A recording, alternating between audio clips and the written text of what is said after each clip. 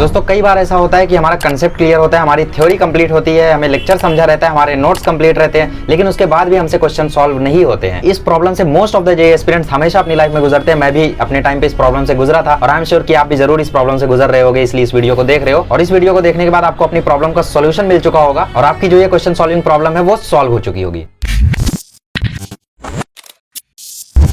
अब देखो, मैं बेसिकली उन रीजन से पहले आपको दो यहाँ पे रेयर रीजंस बताना चाहूंगा। एक मैं शुरू में बताऊंगा, एक वीडियो के लास्ट में। तो अभी एक रेयर रीजन ये है कि आप हो सकता है सही में हार्ड लेवल क्वेश्चन ट्राई कर रहे हो। आपने मैथ का कोई कंसेप्ट पढ़ लिया, मैथ का कोई चैप्टर पढ़ लिया, आप सीधा बैठ गए ब्लैक बुक लगाने, या आपने फिजिक्स का कोई एक कंसेप्ट पढ़ लिया, आप बैठ गए एससी वर्मा लगाने, तो नहीं होगा वो। ठीक है, तो अगर ऐसा कोई एरर आ रहा है, आपसे वो क्वेश्चन नहीं हो रहे तो कोई दिक्कत नहीं है। तो आप इस बात को कैसे समझोगे कि आप उस चैप्टर के लिए रेडी हो या नहीं? तो बेसिकली आप सर्च करो पीवाईक्यूज को। अगर बेसिकली नीट या जेईई जिसकी भी तैयारी कर रहे हो उसके पीवाईक्यूज आपसे बन रहे हैं उस चैप्टर के लेक्चर देखने के बाद या कंसेप्ट देखने के बाद, तो मतलब आप सही लाइन पे हो, कोई दिक्कत नहीं है। एससी वर्मा नहीं बन रही है, कल को बन जाएगी। ब्लैक बुक नहीं बन रही है, कल को बन जाएगी, कोई दिक्कत नहीं है। नहीं भी बनेगी तो भी आईआईटीएन बन जाओगे। ठीक है, बहुत सारे ऐसे बैठे हैं जिन्होंने ब्लैक बुक नहीं सॉल्व की थी, तो ऐसा कोई इशू नहीं है। ठीक है, तो बेसिकली एक रेयर रीजन है। एक और रेयर रीजन है जो मैं वीडियो के लास्ट में बताऊंगा।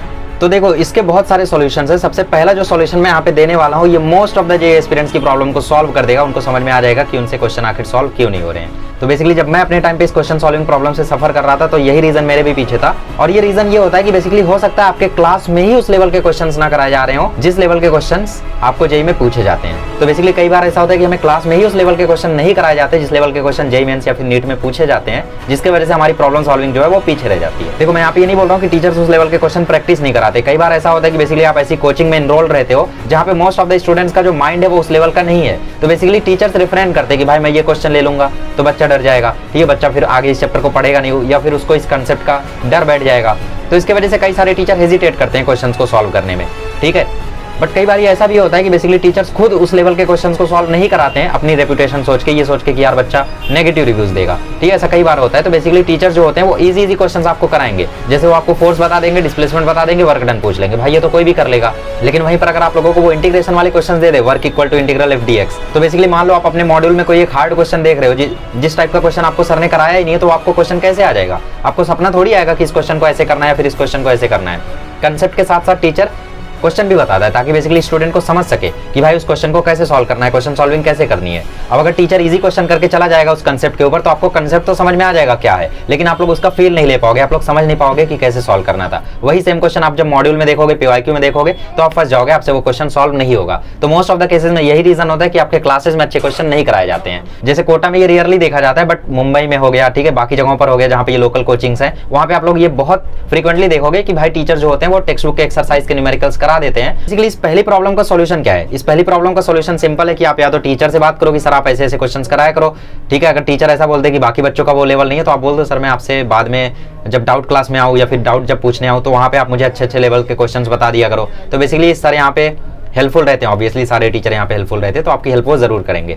ठीक है, अगर फिर भी हेल्प आउट नहीं करते तो बेसिकली आपको अब क्लासेस छोड़ के कोई अच्छा कोर्स लेने की जरूरत है। अभी ये कर दो, 12th में हो तो मत करना।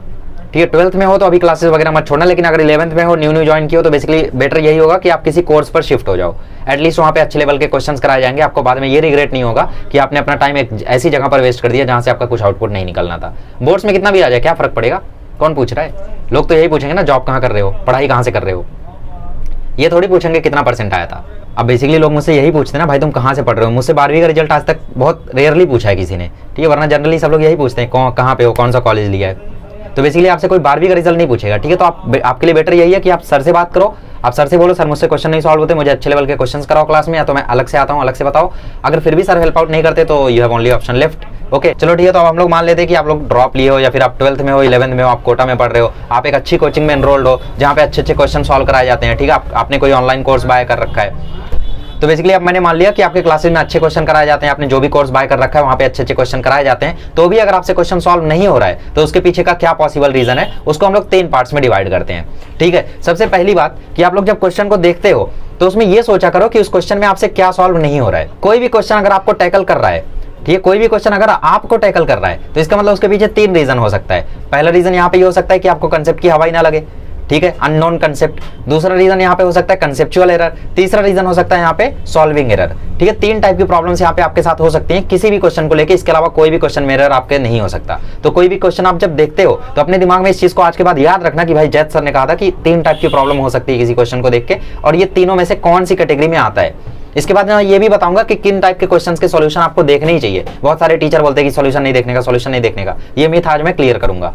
Coming back to the topic, अभी हम लोग क्या डिस्कस कर रहे हैं कि 3 टाइप की कौन कौन सी एरर्स हो सकती है। सबसे पहले यहाँ पे जो एरर है कि भाई आपका अननोन कंसेप्ट है, ठीक है। ये तब होता है जब आप लोगों को बेसिकली कोई ऐसा क्वेश्चन दिख जाए, जेई में जैसे 100 में से एक क्वेश्चन होता है जो अननोन होता है, ठीक है। आप जब उस क्वेश्चन को देखोगे तो आपको बिल्कुल भी हवा नहीं लगेगी। हो सकता है उस टाइप का सिमिलर कंसेप्ट आपको क्लास में कराया हो, लेकिन वो क्वेश्चन फिर भी आपसे सॉल्व नहीं होगा। इसके पीछे रीजन ये होता है कि बेसिकली कुछ क्वेश्चन बनाए ही इसलिए जाते हैं ताकि वो बच्चे से सॉल्व ना हो और टॉपर और बाकी स्टूडेंट्स के बीच में एक फर्क आ सके, ठीक है, कोई आउट ऑफ ना स्कोर कर सके, इसलिए ऐसे कुछ क्वेश्चंस बनाए जाते हैं। हालांकि कुछ एलियंस वो भी स्कोर कर देते हैं, लेकिन बहुत सारे ऐसे क्वेश्चंस होते हैं, 100 में से इक्का दुक्का क्वेश्चन होते हैं जो इसीलिए बनाए जाते हैं ताकि सॉल्व ना हो, ठीक है। तो अननोन कंसेप्ट का कोई क्वेश्चन अगर आपके सामने आता है तो उससे फिर घबराने की जरूरत नहीं है, अपने आप पे डाउट करने की जरूरत नहीं है।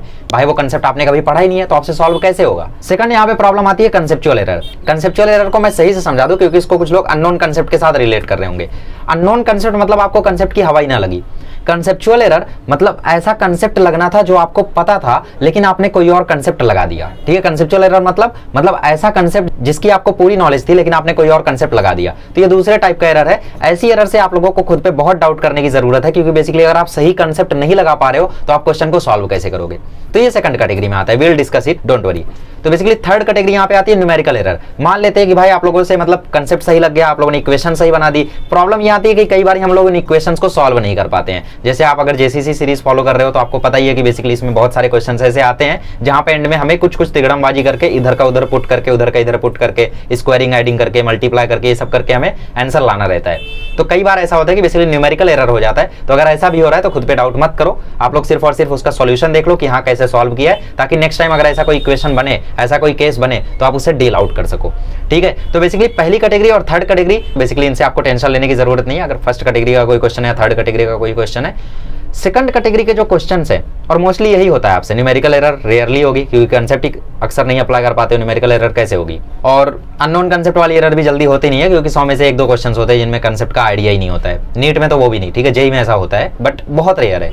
ओके, तो coming back to the second category, ठीक है। तो सेकंड कैटेगरी जो यहाँ पे है कि न्यूमेरिकल कंसेप्ट एरर हो जाए, कंसेप्चुअल एरर के पीछे क्या क्या रीजन हो सकता है, अब उसको हम लोग डिस्कस करने की कोशिश करते हैं। तो कंसेप्चुअल एरर के पीछे पहला रीजन वही हो सकता है जो प्रॉब्लम सॉल्विंग के पीछे था कि आपके क्लास में ही वैसे क्वेश्चंस ना कराए जाते हैं, तो आपको पता ही नहीं होगा कि इस कंसेप्ट का हम लोग यहाँ पे भी अप्लाई कर सकते हैं, यहाँ पे भी अप्लाई कर सकते हैं, ठीक है। जैसे फ्री बॉडी डायग्राम है, अब फ्री बॉडी डायग्राम में आपको अगर सिर्फ पुली वाला क्वेश्चन करा के टीचर छोड़ देगा तो आपको कैसे समझेगा कि भाई वेइंग मशीन हो गई, स्प्रिंग ब्लॉक सिस्टम हो गया, बाकी सारी चीजें हो गई, वहां पे भी फ्री बॉडी डायग्राम का यूज होता है, आपको नहीं समझेगा। बट अगर वो फ्री बॉडी डायग्राम को हर जगह पे अप्लाई करेंगे तो आप समझ जाओगे कि हाँ यार यहाँ भी यूज होगा, यहाँ भी यूज होगा, यहाँ भी यूज होगा। इसका सेकंड रीजन ये हो सकता है कंसेप्चुअल एरर के पीछे कि आप लोग बेसिकली टीचर को ऑब्जर्व नहीं करते हो जब वो क्वेश्चन सॉल्व करते हैं। जैसे मैंने जो जेसीसी सीरीज लाई है वो सीरीज सिर्फ आपके लिए है ताकि आप लोग बेसिकली इस सीरीज को फॉलो करो और इसमें देखो कि प्रॉब्लम सॉल्विंग करते कैसे हैं, क्वेश्चन को अप्रोच करते कैसे हैं। जैसे मैं कैसे सोच लेता हूँ यही कंसेप्ट अप्लाई करना है, मैं कैसे सोच लेता हूँ कि भाई यही कंसेप्ट अप्लाई करना है, ऐसा आप लोगों के मन में आना चाहिए ना सवाल। तो बेसिकली मुझे ऑब्जर्व करो कि मैं यही कंसेप्ट क्यों अप्लाई कर रहा हूँ,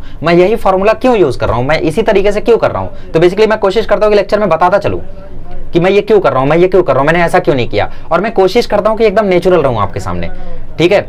मतलब बेसिकली मैं लेक्चर से पहले बिल्कुल भी प्रिपरेशन नहीं करता हूं। मैं लेक्चर से पहले ऐसा नहीं है कि सारे क्वेश्चंस को सॉल्व कर रहा हूं, सबका सॉल्यूशन देख रहा हूं, ऐसा कुछ नहीं। इवन मुझे पता भी नहीं तो करेक्ट आंसर कौन सा है। क्वेश्चन मेरे सामने लैपटॉप में ओपन रहता है, मैं वही रीड करके आपके सामने कराता हूं। वही स्क्रीनशॉट जो आपके बगल में चलता है वही मेरे लैपटॉप में रहता है। तो बेसिकली मैं नेचुरल रहने की कोशिश करता हूं ताकि आप लोगों को ये समझ में आए कि भाई क्वेश्चन को मैंने कैसे अप्रोच किया। इसीलिए आपने देखा होगा कि कई बार मैं आप लोगों को 2 मेथड सजेस्ट करता हूं जिसमें से एक मेथड गलत निकल जाता है ना। तो ऐसा सिर्फ इसलिए होता है क्योंकि मैं आपकी तरह सोचता हूं कि इस क्वेश्चन को ऐसे करना है, ऐसे करना है, और एट द एंड आपको दिख जाता होगा हाँ यार इस क्वेश्चन को ऐसे किया सर ने। तो बेसिकली आप लोग टीचर को ऑब्जर्व करो कि टीचर क्वेश्चन को कैसे अप्रोच कर रहा है। अब यहाँ पे कई बार ऐसा होता है कि टीचर बहुत सारे टीचर्स ऐसे होते हैं जो न्यूमेरिकल रट के बैठे रहते हैं। एक्सरसाइज के न्यूमेरिकल याद कर लिए, एससी वर्मा के न्यूमेरिकल याद कर लिए, मॉड्यूल के न्यूमेरिकल याद कर लिए, बच्चा पूछेगा ऐसा ऐसा ऐसा करके दिखा देंगे। बच्चा पूछा सॉल्यूशन लिख दिया, देख बेटा, ठीक है। बच्चे ने डाउट पूछा, सॉल्यूशन देख बेटा, छाप ले। This is not the proper way. अगर टीचर ऐसा कर रहे हैं तो आप वहां पे पूछो, सर से बोलो आप कि सर अच्छे क्वेश्चन हमें कराओ, तो आप खुद से खड़े हो जाओ, आप सर से पूछो कि सर आपने ऐसा ही क्यों सोचा, आपने ऐसा ही क्यों किया। टीचर बिल्कुल फ्रस्ट्रेट नहीं होगा, टीचर आपको जरूर बताएगा, ठीक है। तो टीचर्स बहुत ही ज्यादा हेल्पफुल होते हैं, तो ऑब्वियसली वो वहां पे आपको जरूर बताएंगे कि उन्होंने इस स्टेप के बाद इस स्टेप को क्यों किया। या फिर आपके बगल में कोई स्मार्ट स्टूडेंट, आपका कोई स्मार्ट दोस्त बैठा हुआ है, तो उससे पूछ लो कि भाई इस क्वेश्चन को सर ने ऐसा क्यों कर दिया, ठीक है। अब यहाँ पे देखो कुछ ऐसे लोग भी होते हैं जो ऐसा दिखावा करते हैं कि उन्हें समझ रहा है और कुछ भी तुम्हें समझा देते हैं, उन पे ट्रस्ट मत कर देना, ठीक है। तो बेसिकली आप सर से पूछ सकते हो, या तो फिर आप अपने दोस्तों से पूछ सकते हो, या खुद ही दिमाग लगा सकते हो यार कि सर ने आखिर ऐसा किया क्यों, ठीक है। जब आपको लगे कि भाई अब तो मेरा दिमाग बंद है, अब मैं कुछ नहीं कर पाऊंगा, सर से पूछ लो, बात खत्म। तो ये दूसरा रीजन हो सकता है कि आप लोगों से कंसेप्चुअल एरर क्यों हो रही है। तीसरा रीजन कंसेप्चुअल एरर के पीछे ये हो सकता है कि आपको क्वेश्चन रीड करने की हैबिट ना हो, ठीक है। जैसे किसी भी स्टूडेंट के सामने क्वेश्चन आता है ना, जैसे मैंने बहुत सारे लोगों को देखा जहां मैं कोचिंग में पढ़ता था 12वीं 11वीं में, वहां पे मैंने जितने लोगों को देखा है वो क्वेश्चन जब भी पढ़ते थे तो शुरू से लेकर एंड तक पढ़ते थे। बट क्योंकि मैंने कुछ ऑनलाइन लेक्चर्स ले रखे थे, तो जो मेरा माइंड था ना वो टीचर्स को ऑब्जर्व करता था कि टीचर कैसे क्वेश्चन को पढ़ रहा है, तो वैसा कुछ हो गया था।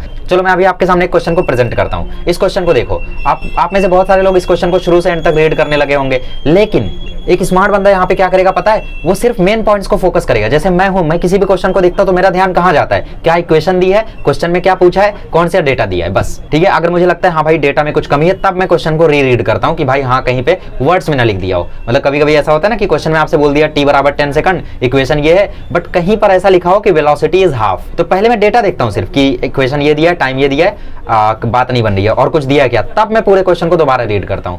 जनरली मैं सिर्फ इक्वेशन पर ध्यान देता हूं और क्वेश्चन को सॉल्व कर देता हूं। अगर मैं पूरे क्वेश्चन को नहीं पढ़ूंगा तो प्रॉब्लम अपने आप आएगी, तो फिर मैं ऑब्वियसली फिर पूरे क्वेश्चन को पढ़ूंगा।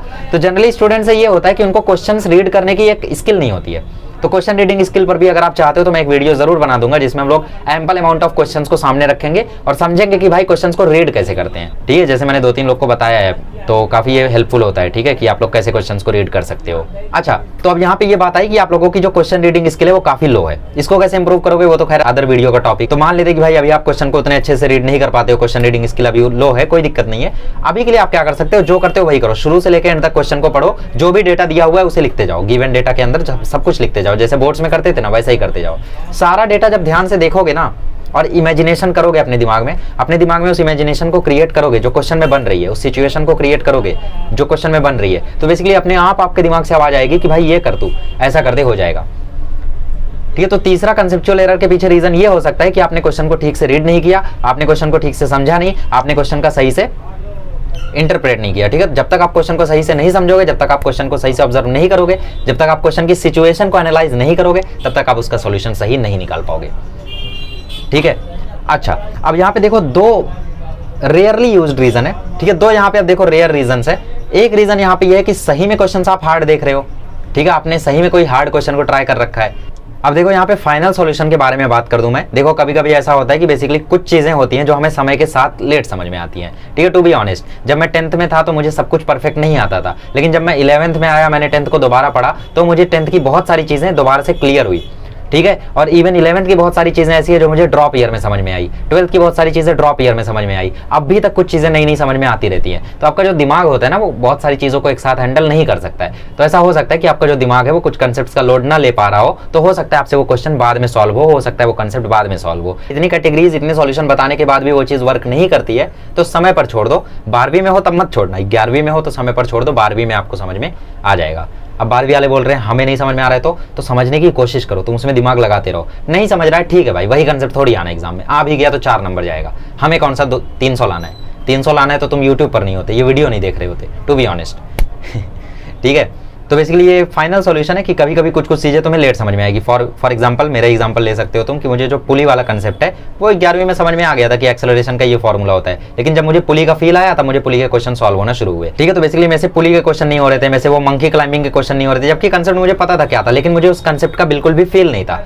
तो वो चीज मुझे जैसे ही फील आई, मुझे जैसे ही वो चीज समझी, मुझसे क्वेश्चन सॉल्व होने लगे। लेकिन पुली का जो एडवांस कंसेप्ट था वो रिलेटिव मोशन वाला, जो पुली भी रोटेट कर रही है, ठीक है, फिक्स्ड पुली वाला तो ठीक है, लेकिन रोटेट करने वाला भी तो कंसेप्ट आता है। तो वो रोटेटिंग पुली वाला जो कंसेप्ट था वो मुझे 12वीं में समझा, उसके क्वेश्चन मुझसे 12वीं में बने, ठीक है। ऐसी बहुत सारे डुअल नेचर के कंसेप्ट थे, सेमीकंडक्टर के कंसेप्ट थे जो मुझे ड्रॉप ईयर में समझ में आए, मेरे फर्स्ट ईयर में समझ में आए। बहुत सारी ऐसी चीजें होती है जो आपको समय के साथ लेट समझती है। तो अगर ऐसा कोई बहुत हैवी कंसेप्ट है जो आपको नहीं समझ में आ रहा है तो उसको टाइम के लिए छोड़ दो, उसको समय पर छोड़ दो, बट एक कहीं पर लिख के ले लो कि भाई हाँ मुझे ये कंसेप्ट कवर अप करना है, ताकि बाद में आप उस कंसेप्ट पे दोबारा आओ और देखो कि अब वो आपको कंसेप्ट समझ में आ रहा है या नहीं समझ में आ रहा है, क्योंकि हर एक चैप्टर में 1-2 कंसेप्ट ऐसे रहते हैं जो जटिल होते हैं, ठीक है। So this was it. I am sure कि इस वीडियो ने आपकी प्रॉब्लम को जरूर सॉल्व कर दिया होगा। ठीक है, आपसे प्रॉब्लम सॉल्व होना हो, आपकी प्रॉब्लम को जरूर सॉल्व कर दिया होगा। तो इसके बाद आप लोग इन पे वर्क करना शुरू करो। मैंने प्रॉब्लम के साथ साथ सॉल्यूशन भी बता दिए। Now just start working on it. और जो अगला वीडियो हम लोग लेकर आएंगे वो ऑब्जर्विंग स्किल पर लेकर आएंगे कि किस तरीके से आप लोग क्वेश्चंस को रीड करने की स्पीड जो है अपनी वो फास्ट कर सकते हो, किस तरीके से आप लोग अपनी क्वेश्चन सॉल्विंग की स्पीड को फास्ट कर सकते हो। तो अगर आपको इस पे वीडियो चाहिए तो प्लीज अपना रिस्पॉन्स दे दो कि भाई यहाँ चाहिए।